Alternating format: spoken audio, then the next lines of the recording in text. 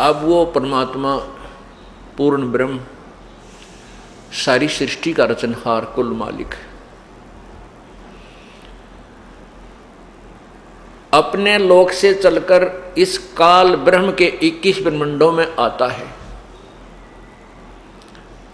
वो किस लिए आता है, क्यों आता है, इसका एक सीधा सा उदाहरण तो ये बताएंगे। जैसे महाराजा होता है, उसके अंतर्गत सैकड़ों राजा हुआ करते थे जो पूरी पृथ्वी का शासक होता था, जिसको चक्रवर्ती राजा कहते थे। वो अन्य स्थानों पर जाता था कि उस अक्षेत्र का, उस नगरी का राजा कोई अन्याय तो नहीं कर रहा, प्रजा को पीड़ित तो नहीं कर रहा है। अगर ऐसा वो कर रहा है तो उसको मैं फिर जनता को राहत दूंगा। एक तो उद्देश्य ये होता है। अब इसी प्रकार पूर्ण परमात्मा इस काल के ब्रह्मांडों में आता है। यहां की जनता जब हाहाकार मचा देती है, यहां के जीव तड़फने लगते हैं, तब वो परमात्मा या तो स्वयं आता है या फिर कोई अपना दास अपनी पावर युक्त अपनी कुछ पावर उसमें डालकर भेज देता है, अर्थात उसको कुछ शक्ति प्रदान करके भेजता है जो पुण्यात्माओं को सुख प्रदान करता है उसी प्रभु के आदेश और शक्ति से। अब वो परमात्मा पूर्ण ब्रह्म चारों युगों में आते हैं और यहाँ का जो राजा है, यहाँ 21 ब्रह्मांड का जो प्रभु है वो ब्रह्म है। पुण्यात्माओं, ये आपको तत्व ज्ञान ऐसा रटवा दूंगा, उंगलियां पे याद हो जाएंगे आपके। ये ब्रह्म के है, पर ब्रह्म क्या है, पूर्ण ब्रह्म क्या है, ब्रह्मा विष्णु महेश की कितनी पावर है। हमने ब्रह्मा विष्णु महेश को कभी बुरा नहीं कहा और ना ही ये बुरे हैं। हम तो ये कहते हैं कि तीनों देवा दिल में बसे ब्रह्मा विष्णु महेश और प्रथम इनकी वंदना पर सुन सतगुरु उपदेश। ये हमारे प्रभु हैं, हम इस काल के लोक में रह रहे हैं, लेकिन हम इनकी सतीथि बताते हैं, इनकी पावर से आपको परिचित कराते हैं। जैसे एक स्टेट का मंत्री, एक राज्य का मंत्री, एक प्रांत का मंत्री होता है, उसकी पावर होती है, उसमें भी शक्ति होती है, लेकिन वो प्रधानमंत्री के बराबर नहीं होता। हमने यही गलती कर रखी है कि एक स्टेट के मंत्री को हमने प्रधानमंत्री मान रखा है। ये अज्ञानता है, इसको तत्व ज्ञान से हमने समझना है। ब्रह्मा विष्णु महेश एक मंत्री हैं, एक एक विभाग के, और एक ब्रह्मांड में, एक प्रांत में। इस काल भगवान के 21 प्रांत हैं। ये मुख्य, यहाँ का मुख्यमंत्री है, समझ लो 21 प्रांतों का। वैसे तो प्रांतों क्योंकि उदाहरण देने के लिए कुछ हमने अलग से वास्तविकता से कुछ भिन्न बेशक हो, लेकिन समझने के लिए काफी होती है। ये निरंजन जो ये काल है, ब्रह्म है, ये एक ब्रह्मांड में स्वयं मुख्यमंत्री का रोल करता है और इसके तीनों पुत्र एक एक मंत्री का रोल करते हैं। अन्य जो नीचे देवता हैं, कोई कुबेर है वो खजान इसका वित्त मंत्री है, और वरुण है ये जल का सिंचाई मंत्री है, ये अन्य मंत्री। लेकिन इनमें भी जो विशेष मंत्री हैं वो 3 ही हैं। इन तीनों के अंतर्गत अन्य काम करते हैं। जैसे वरुण है ये जल विभाग का, सिंचाई विभाग का चीफ इंजीनियर जान लो। इस तरह की इनकी सतिथि बना रखी। तो ये एक ब्रह्मांड में ब्रह्मा विष्णु महेश केवल 3 लोक बने हैं। एक ब्रह्मांड में 3 लोकों में एक एक विभाग के मंत्री हैं और इनका पिताजी मुख्यमंत्री एक ब्रह्मांड में, ऐसा जानो। और इन ब्रह्म से ऊपर परब्रह्म, परब्रह्म से ऊपर एक पूर्ण ब्रह्म। पूर्ण ब्रह्म जो है वो सारी सब ब्रह्मांडों का मालिक है, कुल का मालिक है। उसको परम अक्षर ब्रह्म भी कहते हैं।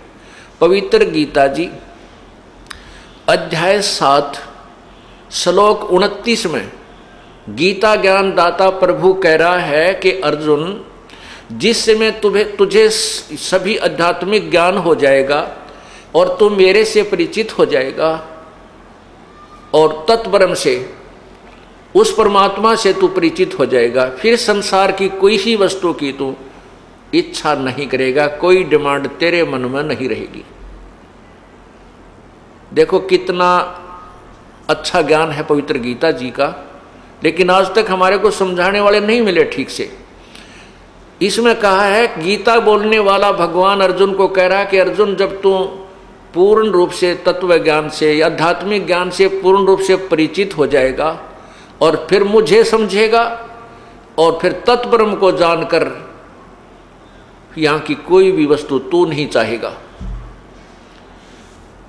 7वें अध्याय के 30 श्लोक हैं, 29वें श्लोक में ये शब्द बोले हैं।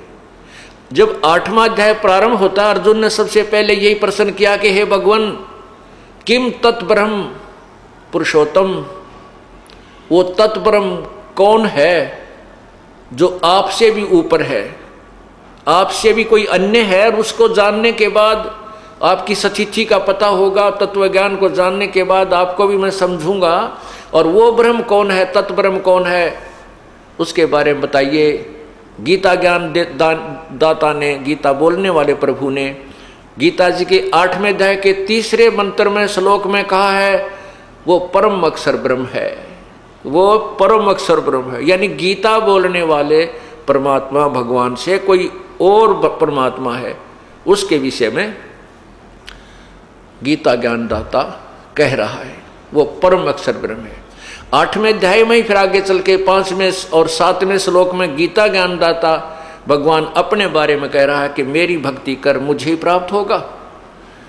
और 8वें अध्याय के 8, 9, 10 श्लोक में लिखा है कि जो व्यक्ति उस तत्ब्रह्म यानी परम अक्षर ब्रह्म की साधना करता है, अंतिम श्वास तक उसकी पूजा करता हुआ शरीर छोड़कर जाता है, उस परम दिव्य पुरुष सूर्य सदृश पर प्रकाशमान उस परमात्मा को प्राप्त हो जाता है। ये अपनी पवित्र गीता जी का अनमोल ज्ञान है। अब वो परम अक्षर ब्रह्म वो सारी सृष्टि का मालिक है।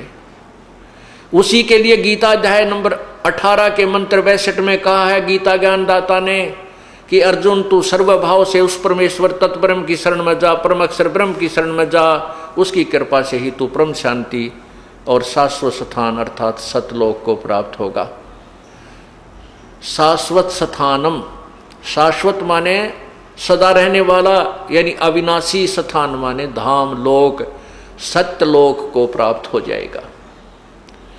उस परम अक्षर ब्रह्म के ज्ञान को समझने के लिए, परम अक्षर ब्रह्म को प्राप्त करने वाली विधि को प्राप्त करने के लिए गीता जी अध्याय नंबर 4 के मंत्र 34 में कहा है कि उन तत्वदर्शी संतों की खोज कर उनको दंडवत प्रणाम कर,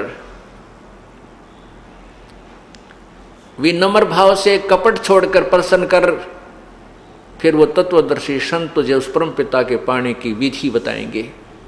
गीता ज्ञानदाता कह रहा है कि उस परम अक्षर ब्रह्म के विषय में मुझे ज्ञान नहीं है, वो उसकी प्राप्ति की विधि मुझे मालूम नहीं है, उसके लिए कोई तत्वदर्शी संत उसी प्रभु का भेजा हुआ आएगा, उस तत्वदर्शी संत को खोजना। वो तत्वदर्शी संत होगा कैसा, उसकी क्या पहचान है? पवित्र गीता अध्याय नंबर 15 के प्रथम मंत्र में ही स्पष्ट कर दिया है कि वो उसकी क्या पहचान होगी उस तत्वदर्शी संत की, कि वो उस संसार रूपी उल्टे लटके हुए वृक्ष के का पूर्ण विस्तृत विवरण देगा। स वेदवित वो तत्वदर्शी संत होगा। उस परमात्मा ने, पूर्ण ब्रह्म ने स्वयं ही एक भूमिका की थी तत्वदर्शी संत की, स्वयं ही वो भगवान है, स्वयं ही संत बनकर आते हैं, स्वयं ही एक अच्छे भक्त की भूमिका करके हमें उदाहरण देते हैं कि बेटा ऐसे ऐसे रहना जैसे मैं रह रहा हूं। उस परमात्मा ने, उस तत्ब्रह्म ने, परम अक्षर ब्रह्म ने आकर के आप ही तत्वदर्शी संत की भूमिका निभाई थी। उसके बाद उन्हीं के ज्ञान से इस दास को वो तत्व ज्ञान प्राप्त हुआ है और तत्वदर्शी संत की पदवी उसी परमात्मा ने इस दास को दी है। तो उस परमेश्वर ने, उस परम अक्षर ब्रह्म ने, सतपुरुष ने, कबीर परमेश्वर ने आकर के आज से 600 वर्ष पूर्व सवसम वेद यानी कबीर वाणी का के माध्यम से हमें यह ज्ञान दिया था। क्या कहा था? अक्षर पुरुष एक पेड़ है निरंजन वाकी डार, अक्षर पुरुष एक पेड़ है निरंजन वा की डार, तीनों देवा शाखा है भाई पात रूप संसार। अक्षर पुरुष एक पेड़ है, निरंजन वा की डार, और तीनों देवा शाखा हैं, ये पात रूप संसार। कितना प्यारा ज्ञान दिया गीता जी में, और स्पष्ट कर दिया है कि वो तत्वदर्शी संत कैसा होगा। इस उल्टे लटके हुए संसार रूपी वृक्ष का यानी पूर्ण विवरण बताएगा। उसके तना क्या है, कौन है, जड़ कौन है, तना कौन है, और वो डार कौन है, फिर वो शाखाएं, तीनों शाखा क्या हैं, और संसार रूपी वृक्ष कौन है। तीनों गुण रजगुण ब्रह्मा, सतगुण विष्णु, तमगुण शिवजी रूपी तो शाखाएं हैं। नीचे जो जड़ है, मूल है उस वृक्ष की, यानी संसार जहाँ से चला है, जिससे प्रवृत्ति को प्राप्त हुआ है, वो मूल है, वो पूर्ण परमात्मा परम अक्षर ब्रह्म है। एक वृक्ष की जो जड़ होती है वो जमीन के अंदर हिडन होती है, गुप्त होती है, प्रोक्ष होती है, और उससे बाहर तना होता है। तना नीचे जो जड़ है वो तो परम अक्षर ब्रह्म जानिए, और जमीन से बाहर तुरंत जो मोटा हिस्सा भाग होता है वृक्ष का, उसको तना कहते हैं, उसको अक्षर ब्रह्म अर्थात पर ब्रह्म जानिए। और फिर ऊपर जाके शाखाएं मोटी मोटी डार निकलती हैं, उनमें से एक डार को ज्योति निरंजन ब्रह्म क्षर पुरुष जानिए। उसी क्षर पुरुष एक ब्रह्म के आगे जाके तीन शाखाएं बन जाती हैं। उन तीनों शाखाओं को रजगुण ब्रह्मा, सदगुण विष्णु, तमगुण शिवजी, तीनों गुण रूपी शाखा जानिए। अब पुण्यात्माओं, इस संसार रूपी वृक्ष में एक दूसरे से जो भाग हैं ये एक दूसरे से संबंधित हैं, जुड़े हुए हैं, और हम फिर आगे इस ब्रह्मा विष्णु महेश यानी तीनों शाखाओं के आगे जो पत्ते बने हुए हैं, टहनियाँ निकली हैं, उन टहनियों के ऊपर वो पत्ते स्थापित होते हैं, उनको संसार जानिए।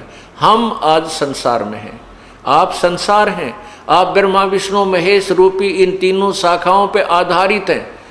आपको इन्हीं के माध्यम से आपका किया हुआ कर्म यानी फल मिलता है, आपको आहार प्राप्त होता है। जैसे पूरे पेड़ को आहार प्रारंभ होता है, मूल से शुरू होता है। मूल पूर्ण परमात्मा है, परम अक्षर ब्रह्म है, वही सभी का पालन पोषण करता है, इस पूरे वृक्ष संसार रूपी वृक्ष का। अब जड़ से खुराक चलती है, जड़ से आहार चलता है, तना में आया, तना से फिर उस मोटी डार में गया, यानी पूर्ण परमात्मा से सबका किया हुआ कर्म का फल स्टार्ट हुआ।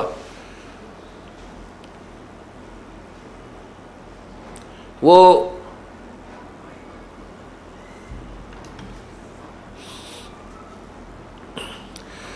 जैसे जड़ से मूल से वृक्ष को आहार मिलता है। अब मूल कौन है? ये पूर्ण ब्रह्म, परम अक्षर ब्रह्म। इससे सबको किया हुआ कर्म वहां से प्रारंभ होता है, तना में आता है, यानी परब्रह्म के पास आया, परब्रह्म से फिर ब्रह्म के पास यानी डार में आया, डार से फिर वो खुराक आहार, मोटी डार से फिर तीनों शाखाओं में ब्रह्मा विष्णु महेश में आया, ब्रह्मा विष्णु महेश से आगे फिर हमें प्राप्त हुआ। ये वृक्ष के एक हिस्सा है ब्रह्मा विष्णु महेश, इनको हम अलग नहीं कर सकते, इनको हम बुरा नहीं कह सकते। जैसे कई अनजान लोग हमारे ज्ञान को नहीं समझते, वो कहते हैं कि ये संत ब्रह्मा विष्णु महेश को नेग्लेक्ट करता है। ये नेग्लेक्ट हो ही नहीं सकते, ये तो हमारा अभिन्न अंग है। जब तक हम इनके अंतर्गत हैं, हम यहाँ इनके अधीन हैं। ये यहाँ के तीन लोक के एक के विभाग, तीन लोक में एक के विभाग के मालिक हैं, मंत्री हैं, और हम इनकी प्रजा हैं। हम इनको नेग्लेक्ट नहीं कर सकते, हम इनके विधान से बाहर नहीं हो सकते, इनके अंतर्गत हमें रहना होगा। और लेकिन इस ज्ञान को समझना पड़ेगा, इनकी कितनी पावर है, ये हमें कितना राहत दे सकते हैं। अक्षर पुरुष यानी परम अक्षर पुरुष, परम अक्षर ब्रह्म से आहार चला,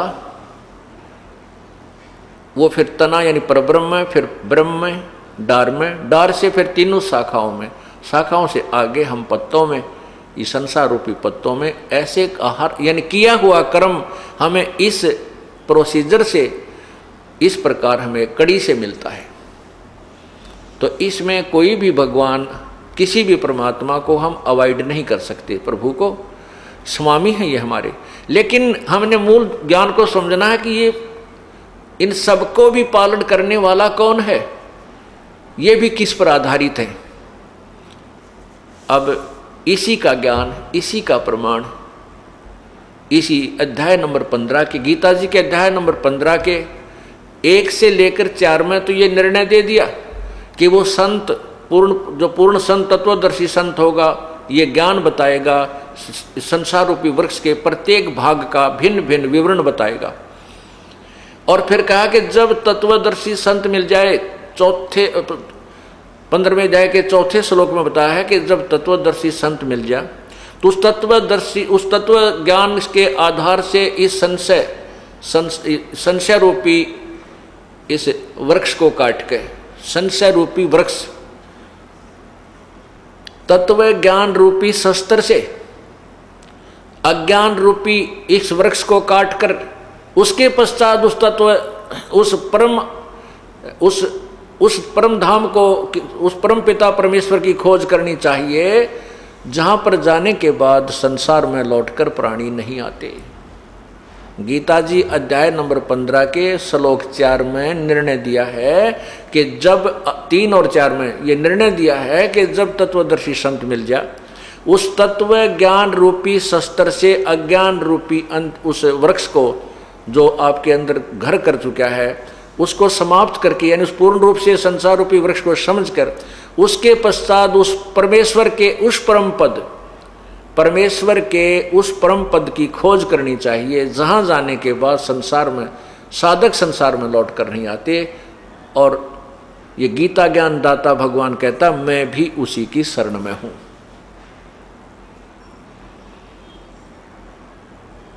अब गीता ज्ञान दाता परमात्मा 4 अध्याय के 5वें श्लोक में कहता है कि अर्जुन तेरे और मेरे बहुत जन्म हो चुके हैं, तू नहीं जानता मैं जानता हूं। गीता जी अध्याय नंबर 2 के श्लोक 12 में कहा कि अर्जुन ऐसा नहीं है कि आप, हम और ये सैनिक पहले नहीं थे या आगे फिर जन्म नहीं होगा, या हम वर्तमान में ही हैं। हम पहले भी थे, अब भी हैं, आगे भी आप और हम ये सभी जन्मते मरते रहेंगे। इसे सिद्ध हुआ कि गीता ज्ञान दाता प्रभु अविनाशी नहीं है, ये अविनाशी नहीं है। इसीलिए कह रहा है कि उसके पश्चात उस परम पद परमेश्वर की खोज करनी चाहिए, जहां जाने के बाद फिर संसार में साधक लौट कर नहीं आते, अर्थात उनको पूर्ण मोक्ष हो जाता है, उनका जन्म मृत्यु का झंझट सदा के लिए समाप्त हो जाता है। इसके पश्चात 15वें अध्याय के 16 और 17, गीता जी अध्याय नंबर 15 श्लोक 16 और 17 में इन 3 भगवानों की न्यारी न्यारी स्थिति निर्णायक दे रखी है। एक क्षर पुरुष ब्रह्म को कहते हैं, अक्षर पुरुष परब्रह्म को कहते हैं, और परम अक्षर ब्रह्म, परम अक्षर पुरुष इस पूर्ण ब्रह्म को कहते हैं। इन तीनों भगवानों की न्यारी न्यारी स्थिति है। गीता जी अध्याय नंबर 15 श्लोक 16 में कहा है कि इस संसार में 2 भगवान हैं, पुरुष माने प्रभु, 2 पुरुष, 2 भगवान हैं, एक क्षर पुरुष, एक अक्षर पुरुष।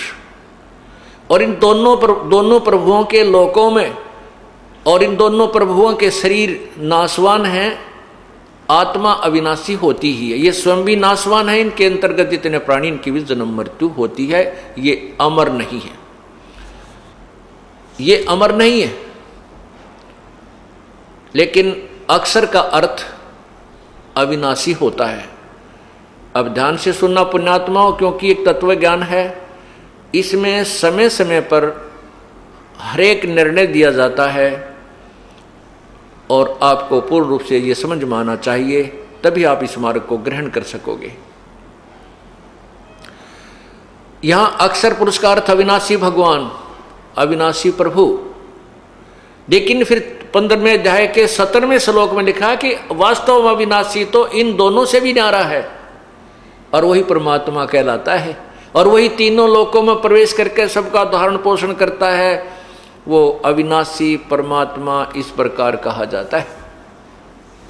अब यहां सोचना है कि 15वें अध्याय के 16वें श्लोक में भी यही कहा है कि एक सरपुरुष नाशवान भगवान, एक अक्षर पुरुष, सरपुरुष ब्रह्म है और अक्षर पुरुष ये परब्रह्म है।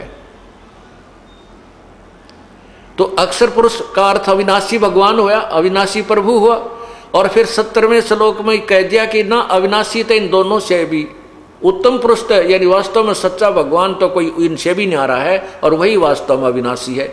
इससे सिद्ध हुआ कि ये अक्षर पुरुष जिसको कहते हैं ये भी अविनाशी नहीं रहा। इसको समझने के लिए एक एग्जाम्पल कोट किया जाता है, एक उदाहरण दिया जाता है, ध्यानपूर्वक सुनना।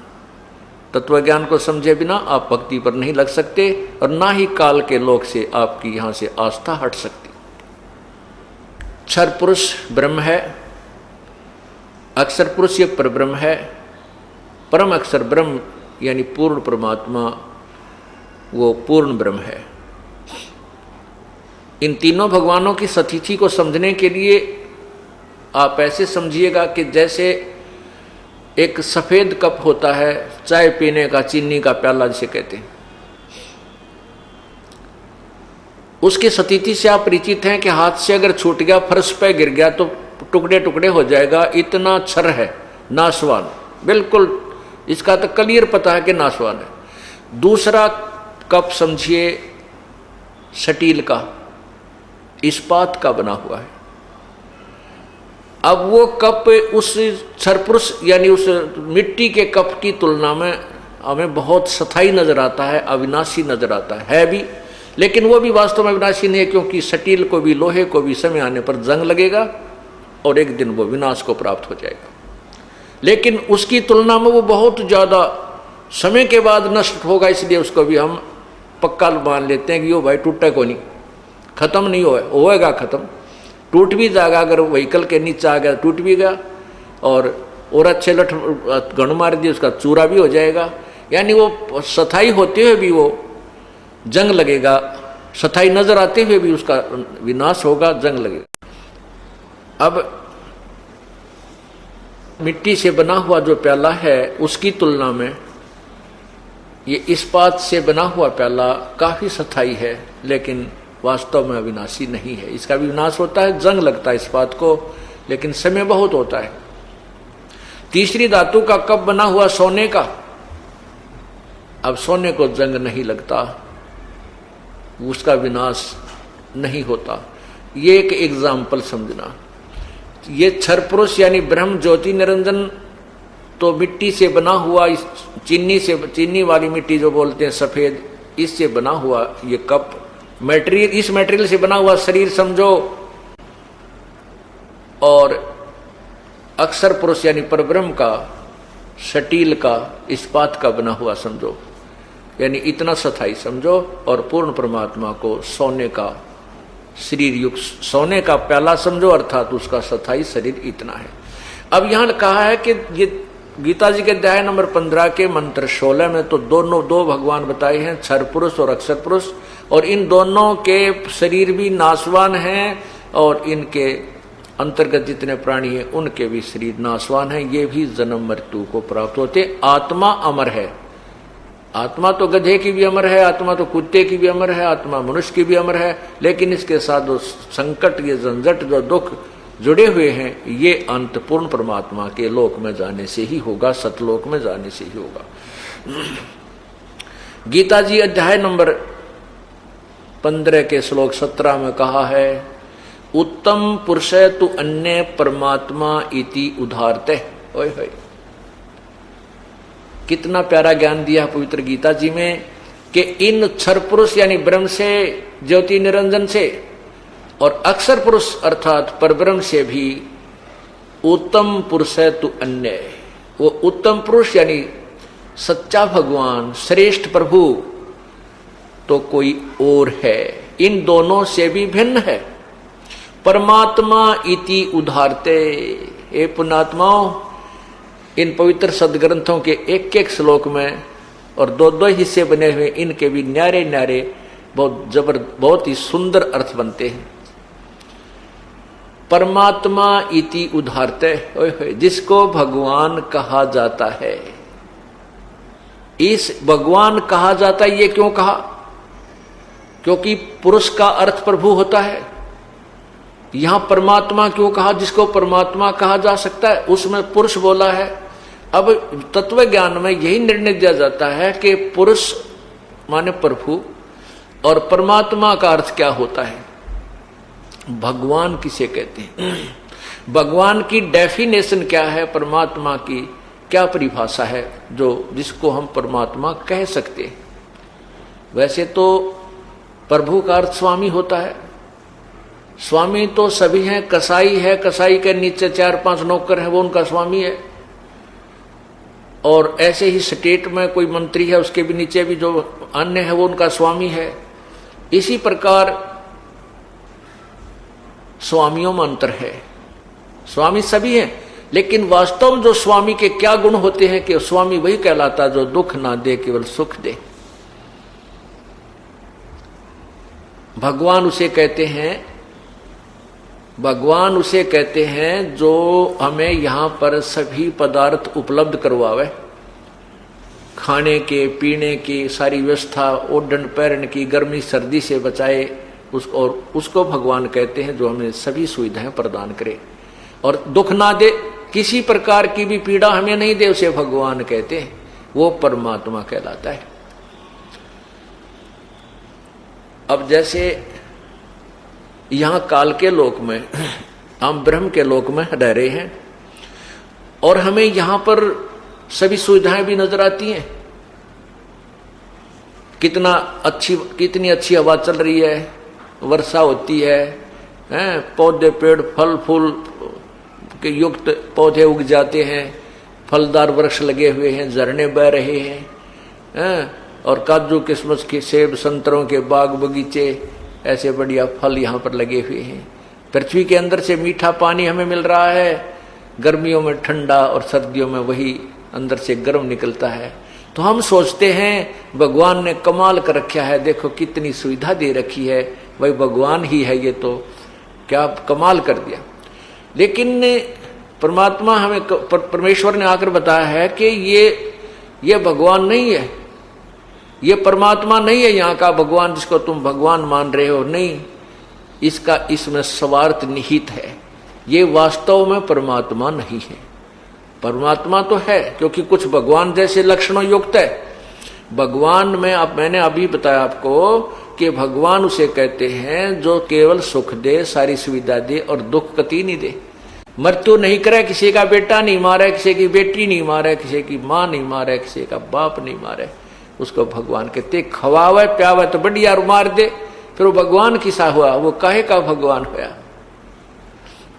इसीलिए इस पवित्र गीता जी के अध्याय नंबर 15 के मंत्र 17 में कहा है कि वो परमात्मा जिसे भगवान कह सकते हैं वो तो इन दोनों न्यारा है, उत्तम पुरुष है तू अन्य, वो इन दोनों से भी न्यारा परमात्मा इति उदाहरते, उसी को भगवान कह सकते हैं। वास्तव में वो परमात्मा है। कैसे, जैसे कसाई बकरे पालता है और जब वो कसाई आता है उन बकरों के पास, बकरे उसको अपना मालिक मानते हैं, अपना भगवान मानते हैं कि देखो हमारे को कितनी सुविधा दे रखी है, हमारे मालिक ने अच्छा आहार चरने को है, खाने को है, पानी पीने को है, छाया है। आता है जब वो ऐसे हाथ लगाकर देखता है, वो बकरे सोचते हैं ये मालिक हमें प्यार करता है, और वो कसाई देखता है ये कै किलो का हो गया मांस देखता है, और वो बकरे उसको चाटते हैं, प्यार देते हैं, ऐसे पैर फैला कर उसकी गर्दन पर प्यार देने की चेष्टा करते हैं कि ये हमारा मालिक हमें बहुत सुविधा देता है। लेकिन उसका स्वार्थ निहित है, वो देखता है कि ये कितना मोटा हो गया, इसमें कितना मांस बन गया, और फिर उसको जब उसको आवश्यकता पड़ती है, जैसे किसी राजा के नवाब की यानी शादी हो जाती है मुसलमान लोगों में, वो बकरे विशेष कर आहार करते हैं, तो उस समय वो कसाई ना देखता ये बेटा है, किसी की बेटी आवेगी, वो तो एक लाठी लेकर उन सैकड़ों बकरों में, हजारों बकरों में चला जाता है, ऐसे लाठी लेकर उनमें 20-30 को निकाल लेता। किसी का बेटा आओ चाहे बेटी आओ, चाहे माँ आवे चाहे किसी का बाप आवे, उन्हीं को काट के और वो अपना स्वार्थ पूरा कर लेता है। यही दशा यहाँ के भगवान की है। 21 ब्रह्मांड एक कसाई का बाड़ा समझो, और इसने ये 3 पाली छोड़ रखे हैं, रजगुण ब्रह्मा, सतगुण विष्णु, तमगुण शिव जी। ये हमें यहां पर रोके रखे हैं। रजगुण ब्रह्मा की रेंज आपको बताई, उनकी शक्ति से हम संतान उत्पत्ति करते हैं, बाई फोर्स करते हैं। हमारे बस की बात नहीं जीव के, ये कितनी बात बनावे कोई। फिर दूसरी हमारा मोह ममता, आपस में प्यार, एक दूसरे बेटा में बेटियां में इतना जबरदस्त है कि जीव के बस का नहीं है। चाहे कितनी बात बना ले कि मैं बैराग ले लिया, जंगल में चला गया, घर त्याग दिया, बालक भी त्याग दिए, नहीं, जीव के बस का नहीं है। कभी ना कभी फेर हुआ समस्या पैदा हो ही जाती है। अब प्रश्न चल रहा है कि 3 भगवानों का न्यारा न्यारा निर्णय, 3 प्रभुओं का।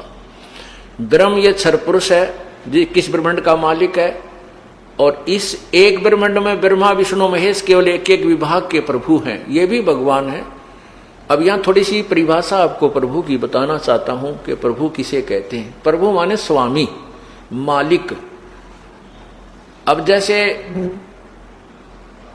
एक किसी भी विभाग को ले लीजिए, उसमें सभी साहेब होते हैं। जैसे हौलदार साहब, पुलिस विभाग को ले लेते हैं, थानेदार साहब, डीएसपी साहब, एसपी साहब, और फिर आईजी साहब, फिर डीजी साहब, और इनसे ऊपर फिर गृह मंत्री साहब, फिर मुख्यमंत्री साहब, फिर प्रधानमंत्री साहब। यानी हैं तो सारे साहब, यानी स्वामी हैं, मालिक हैं, प्रभु हैं। लेकिन प्रत्येक साहब की, प्रत्येक भगवान की अपनी अपनी न्यारी न्यारी शक्तियां हैं। उनमें शक्ति मंत्र होता चला जाता है। प्रभु यानी साहब सारे हैं, लेकिन साहबों की शक्ति में बहुत अंतर है। इसी प्रकार 3 लोक के साहब यानी 3 लोक के भगवान, एक एक विभागीय मंत्री, ये मंत्री साहब, रजगुण ब्रह्मा भी भगवान, सतगुण विष्णु भी राम, और तमगुण शिव जी भी राम कहो, इसको अल्लाह कहो, खुदा कहो, गॉड कहो, रब कहो, ये भी स्वामी है। लेकिन ये इतनी ही पावर के, इतने क्षेत्र के स्वामी हैं। और इनके पिताजी 21 ब्रह्मांड के राम यानी स्वामी, प्रभु, मालिक, परब्रह्म, 7 संख ब्रह्मांड का स्वामी प्रभु राम साहब है। और पूर्ण परमात्मा, पूर्ण ब्रह्म, परम अक्षर ब्रह्म, ये असंख्य ब्रह्मांडों का यानी कुल का मालिक है, सब का मालिक है। ये भी साहब है। यानी राम तो सारे हैं, राम तो ब्रह्मा जी भी है, राम विष्णु जी भी है, राम शिव जी भी है, और राम ज्योति निरंजन भी है, यानी ब्रह्म भी है, और राम परब्रह्म भी है, और राम पूर्ण ब्रह्म भी है। राम की परिभाषा, प्रभु की परिभाषा ये है। राम सभी कहलाते हैं, प्रभु सभी कहलाते हैं, लेकिन प्रभुओं की शक्ति में दिन रात का अंतर है। इसलिए हम इस स्टेटमेंट से, इस व्याख्या से आपको पता चल गया होगा कि ये दास ना ब्रह्मा को बुरा बताता है, ना विष्णु को बुरा बताता है, ना शिव को बुरा बताता है। लेकिन ब्रह्मा को ब्रह्मा बताता हूं, विष्णु को विष्णु बताता हूं, शिव को शिव बताता हूं, ये इनकी सतीथि बताता हूं। जैसे मंत्री को मंत्री बताता हूं, मुख्यमंत्री को मुख्यमंत्री बताता हूं, प्रधानमंत्री को प्रधानमंत्री बताता हूं। आपको और हमको पहले क्या ज्ञान था कि हमारे को एक राज्य के मंत्री को प्रधानमंत्री फिट कर रखा था कि प्रधानमंत्री सिद्ध कर रखा था। वो हमारी थ्योरी, उस प्रधान एक राज्य के मंत्री को प्रधानमंत्री मानकर हम इस पर पूर्ण आश्रित थे। ब्रह्मा विष्णु महेश को हम पूर्ण परमात्मा मानते थे। ये हमारे ज्ञान की कमी थी। और भगवान इतने ही हैं जितने आज थे, पहले भी इतनी शक्ति युक्त हैं। आज हम किसी को कहते हैं ना प्रारंभ में कि भाई ब्रह्मा विष्णु महेश से ऊपर और पावर है, कोई मानने को तैयार नहीं, क्योंकि हमारे अंदर इनकी महिमा इतनी घर कर चुकी है कि हम इन तो ऊपर किसी ने मानते नहीं शक्तिशाली।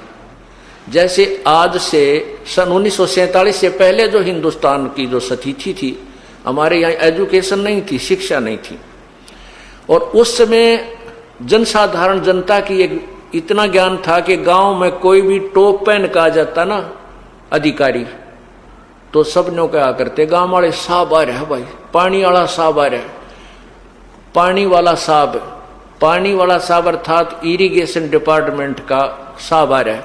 अब हमने खुद, मुझे भी जब तक मैं इस दास ने इसी बात से प्रेरित होकर ये जूनियर इंजीनियर का डिप्लोमा किया था कि हम इतने बैकवर्ड इलाके में रहते थे, गोहाना तहसील, कि हमें ये नहीं मालूम था ये नहर के जो अफसर आते हैं ये कौन कौन कैसे होते हैं।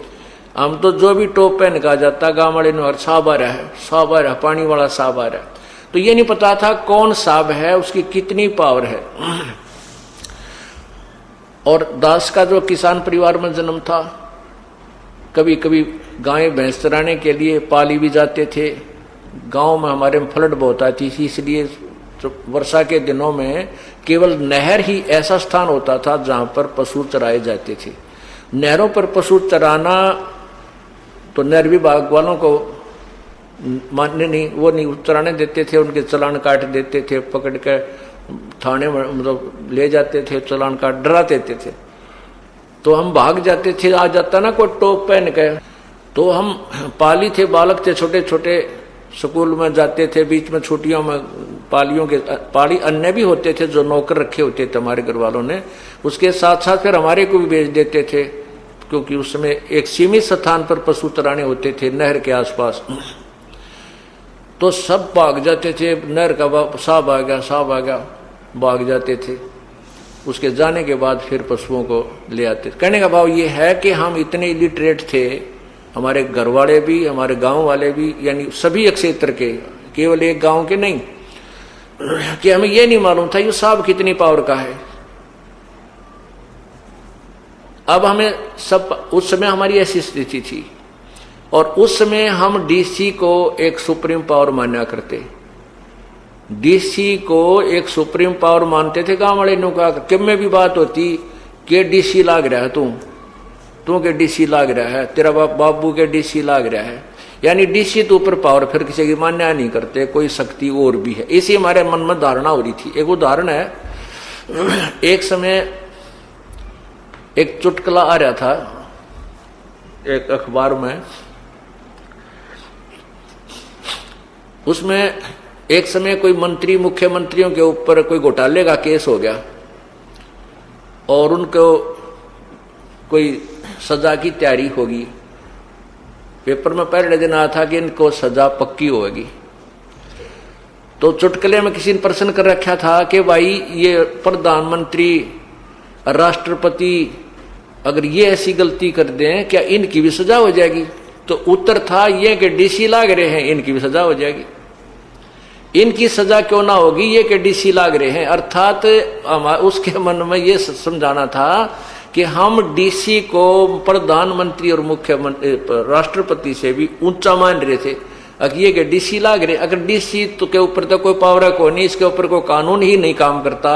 हमारे मन में उस इलिटरेशन के कारण, अज्ञानता के कारण ये घर कर चुका था कि डीसी सुप्रीम पावर है, और वो हमारे अंदर जमा हो रही थी। अब वही स्थिति इस तत्व ज्ञान, आध्यात्मिक ज्ञान के विषय में आज पूरे समाज की स्थिति है, पूरे विश्व की स्थिति है। हम आध्यात्मिक ज्ञान में इतने इलिटरेट हैं, हमने न्योना बेरा भगवान किसे कहते हैं, राम राम, अल्लाह अल्लाह, खुदा खुदा, गॉड गॉड हम कह रहे हैं, हमें ये नहीं मालूम कौन गॉड है, कौन किस गॉड की कितनी पावर है, जबकि हमारे सदग्रंथ सभी गवाही दे रहे हैं। अब इस तत्व ज्ञान से हम शिक्षित हो जाएंगे, आध्यात्मिक ज्ञान से हम परिचित हो जाएंगे। फिर आज हमारे को एसपी की पावर का पता है, आज हमारे को जेई की पावर का पता है, एसडीओ की पावर का पता है, एक्शन की पावर का पता है, ये कितना साब है, और एससी की पावर का पता है, चीफ इंजीनियर की पावर का पता है, मंत्री की पावर का पता है, मुख्यमंत्री की पावर का पता है, और प्रधानमंत्री, राष्ट्रपति की पावर का हम पता है, क्योंकि हम शिक्षित हो गए, हमें ज्ञान हो गया। लेकिन ये नहीं है कि ये जेई रिजेक्टेड है या एसडीओ कुछ भी कोई ना, नहीं, अपने अपने स्थान पर सबकी पावर है, और सबसे हमें कार्य जब लेना होगा, हम प्रजा हैं, तो विनम्र भाव से, अधीन्य से और शिष्टाचार से हमने इनसे अपना सारा काम लेना होता है। इसी प्रकार ब्रह्मा विष्णु महेश एक अंग हैं, अधिकारी हैं, हम इनसे बाहर नहीं हो सकते, लेकिन हम इनको सुप्रीम पावर मानकर स्थित थे, ये हमारे ज्ञान की कमी थी। हम उस ज्ञान को उठा रहे हैं, आपको निर्णायक ज्ञान दे रहे हैं, ये भगवान इतने हैं, इतना लाभ ये जरूर देंगे, और वो लाभ इन्हीं से मिलेगा और दे भी नहीं सकते। इस प्रकार हमने पूर्ण परमात्मा की शरण में जाने का क्यों संकेत दिया जाता है कि पूर्ण परमात्मा और इन भगवानों में ब्रह्मा विष्णु महेश ब्रह्म पर ब्रह्म इतना अंतर है कि ये केवल किए कर्म का फल दे सकते हैं। ब्रह्मा विष्णु महेश आपको वही देंगे जो आपके प्रारब्ध में निर्धारित है, और इसमें कोई बाधा करता है, आपको प्रारब्ध देने में कोई बाधा करता है, कोई प्रेत पितर छोटा मोटा, तो उसको उससे ये आपको उस कर्म को जो आपका संस्कार वश है वो देंगे, दिला देंगे। जैसे कंस, केसी, चाणूर आदि जो प्रारब्ध में बाधा कर रहे थे, भगवान कृष्ण को तंग करना चाहते थे, तो उनको उन्होंने समाप्त कर दिया। लेकिन समय आने पर भगवान श्री कृष्ण भी स्वयं अपनी जान नहीं बचा सके, एक शिकारी ने उनके पैर में तीर मार दिया और वो भी मृत्यु को प्राप्त हुई। वो प्रारब्ध में जो किए कर्म के अनुसार उन्हें भोगना पड़ा।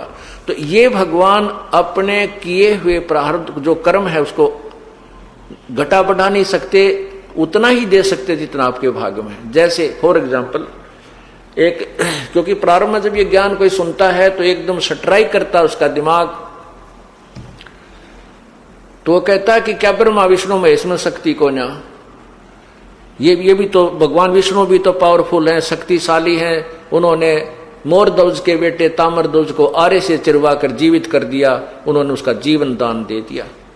आप कैसे कहते हो कि भगवान श्री कृष्ण यानी विष्णु हमारे संस्कार को टाल नहीं सकते, मुर्दे को जीवित कर दिया। देखो जितनी जिसमें पावर है उतनी है, ये कभी आपने नकारा नहीं किया। जैसे भगवान श्री कृष्ण अर्थात विष्णु जी ने राजा मोरध्वज के पुत्र ताम्रध्वज को आरे से चिरवा कर जीवित कर दिया, लेकिन अपने सगे भांजे सुभद्रा पुत्र अभिमन्यु को भगवान श्री कृष्ण जीवित नहीं कर सके, जबकि पांडवों का कुल नाश हो रहा था और कोई संतान भी नहीं थी। ऐसा क्यों? क्योंकि ताम्रध्वज जो मोरध्वज का पुत्र था उसका जीवन शेष था, उसके श्वास शेष थे। इस शरीर को काट के दोबारा जोड़ देना इन भगवानों के बाएं हाथ का खेल है, लेकिन ये आयु नहीं बढ़ा सकते, ये प्रारब्ध में परिवर्तन नहीं कर सकते। अभिमन्यु का श्वास नहीं थे, अभिमन्यु का जीवन उतना ही था, उसके प्रारब्ध में उस चक्र व्यूह में मरना ही था, इसलिए श्री कृष्ण जी उसको जीवित नहीं कर सके। अब पवित्र गीता जी के अध्याय नंबर 15 मंत्र नंबर 17 में कहा है कि उत्तम पुरुष तु अन्य परमात्मा इति उदाहरते, जिसको भगवान कहा जा सकता, वास्तव में जो परमात्मा वो उत्तम पुरुष यानी श्रेष्ठ परमात्मा भगवान तो कोई और ही है, वही परमात्मा कहलाता है। अब सतलोक के अंदर उस परमात्मा का अपना साम्राज्य है। वहां जाने के बाद आपको वो सुविधाएं जो यहां नहीं है, उन सुविधाओं की हम तुलना भी नहीं कर सकते। वहां पर ऐसे आहार खाने को आपको मिलेंगे एक तत्व से बने हुए, नूरी तत्व से। जैसे यहाँ तो सब 5 तत्व से है, आम है, सेब है, संतरा है, काजू है, किशमिश है, हमारा शरीर है, पशु है, पक्षी है, ये सभी 5 तत्व से बना हुआ आहार हमें मिलता है, और 5 तत्व का इस शरीर है। इसमें मिट्टी, हवा, अग्नि, पृथ्वी आदि ये 5 मिलाकर के आकाश, ये कितनी व्यवस्था किस ढंग से यहाँ की गई है हम इसमें देख भी नहीं पा रहे हैं। मिट्टी कहाँ है, इसमें वायु किस है, पानी कहाँ है। इसी प्रकार नूर एक तत्व है, उस एक तत्व से एक तेज से हमारे को वहां शरीर भी मिलेगा, और उसी नूरी एक तत्व के वहां पर सब आहार मिलेंगे।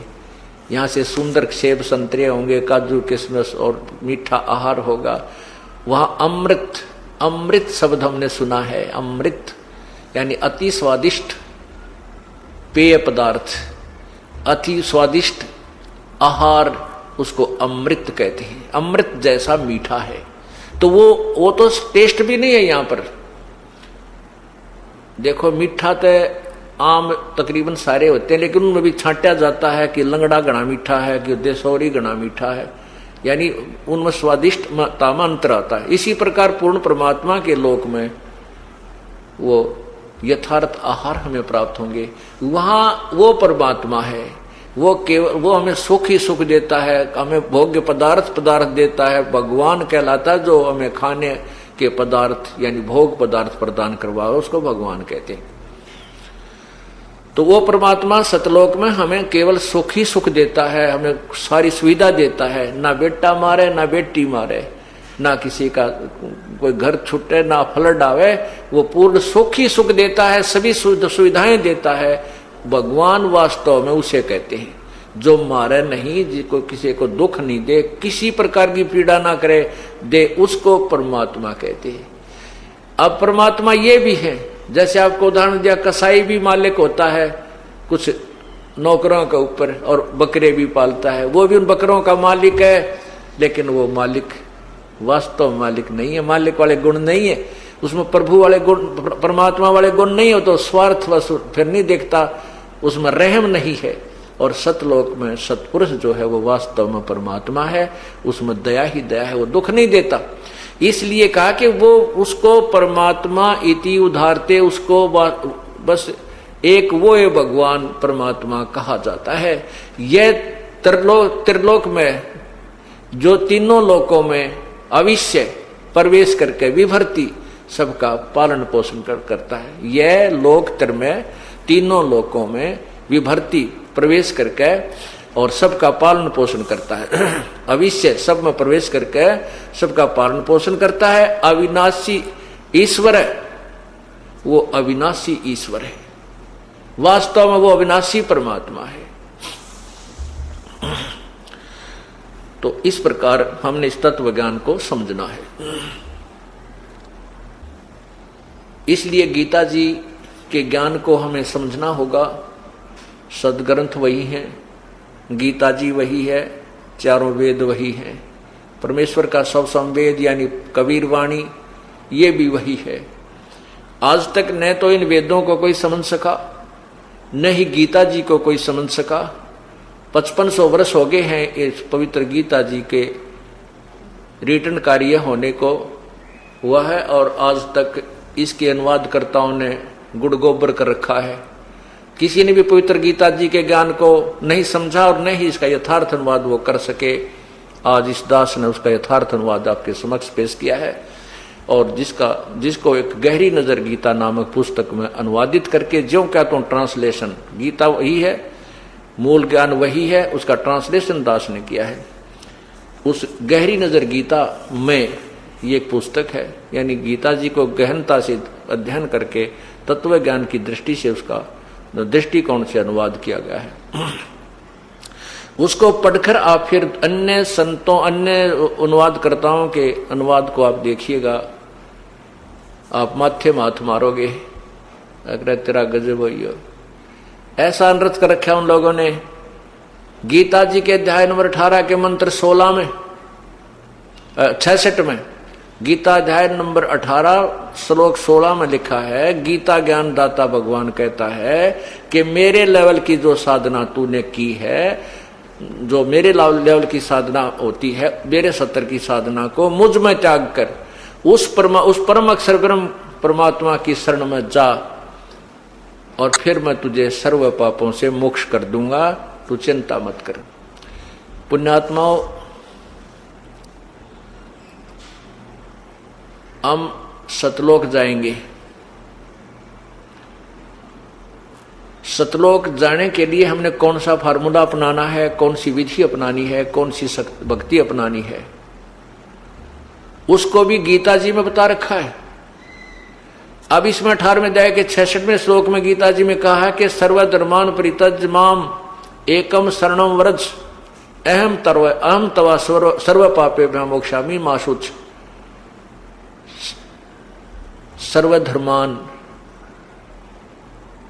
सर्वधर्मान परित्यज, मेरे लेवल की सभी धार्मिक पूजाओं को मुझ में त्याग कर, मेरे को देकर, एकम शरणम व्रज। एकम माने जिसके बराबर दूसरा ना हो, अद्वितीय।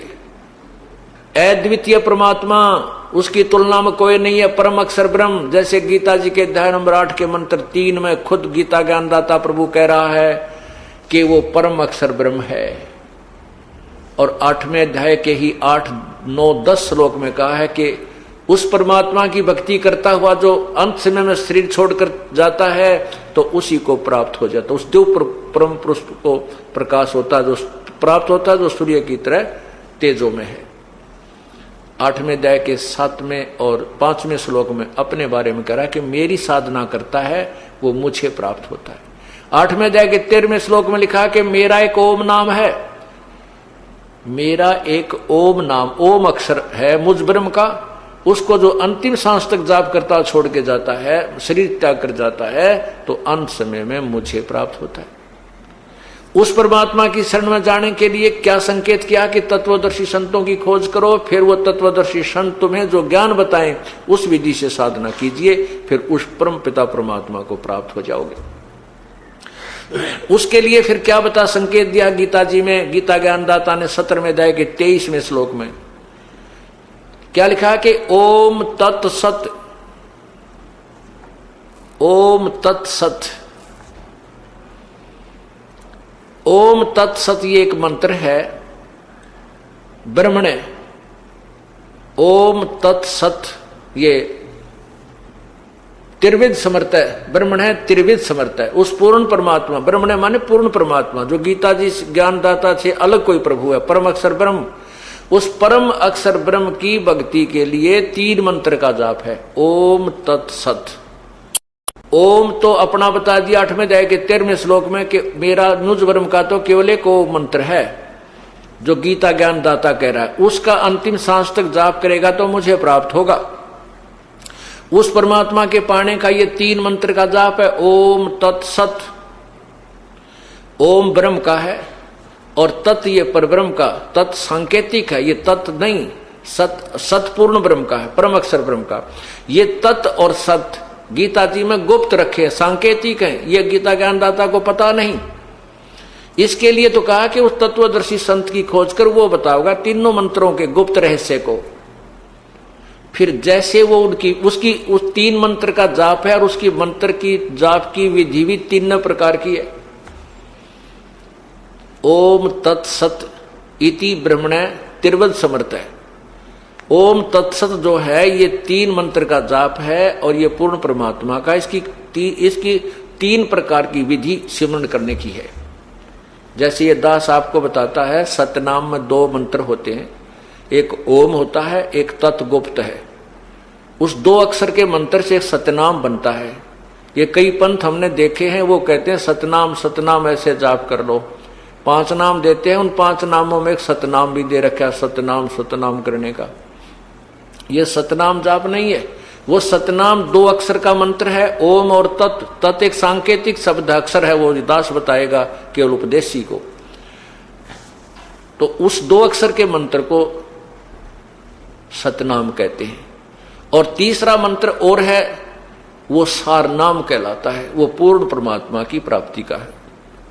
तो यहां जो गीता जी अध्याय नंबर 18 के मंत्र 66 में जो कहा है गीता ज्ञानदाता ने कि सर्वधर्मान परित्यज माम एकम शरणम व्रज, मेरे लेवल की जितनी धार्मिक पूजाएं हैं, जैसे हम यज्ञ करते हैं, धर्म करते हैं, ये 5 यज्ञ करते हैं, ओम नाम का जाप जो आपको दिया जाता है सतनाम के साथ में, तो ये परब्रह्म, ये ब्रह्म की पूजा है, साधना है। तो इस साधना करके हमने सतलोक जाना है, और इसका जो हमारे ऊपर कर्जा है ब्रह्म का, इसके लोक में हम रह रहे हैं, इसको, इसकी पूजा, ये ओम नाम का जाप और ये यज्ञ धर्म इसी को दे देंगे। ये हम क्या करते रहे अभी तक, जो भी ओम नाम का जाप हमने किया, यज्ञ हवन किया, उस स्वर्ग में महास्वर्ग में खा के खर्च करके उस होटल में अपनी पूंजी समाप्त करके फिर 84 लाख यूनिया में आ जाते, हम कंगाल के कंगाल रह गए और ये हमें बाहर नहीं जाने देता। अभी इसने विधि बता दी है, जैसे ने उस परमात्मा की शरण में जाना है तो मेरे लेवल की जो पूजा वह करनी पड़ेगी साधना, और मेरे को छोड़ जाना, फिर मैं तुझे गधे कुत्ते सुअर नरक में नहीं डालूंगा, मैं तुझे इन जो पाप तेरे ऊपर बने हुए इनसे मोक्ष कर दूंगा, मेरा कर्जा दे दे, मैं तुझे बंधन मुक्त कर दूंगा, वैसे नहीं करूंगा।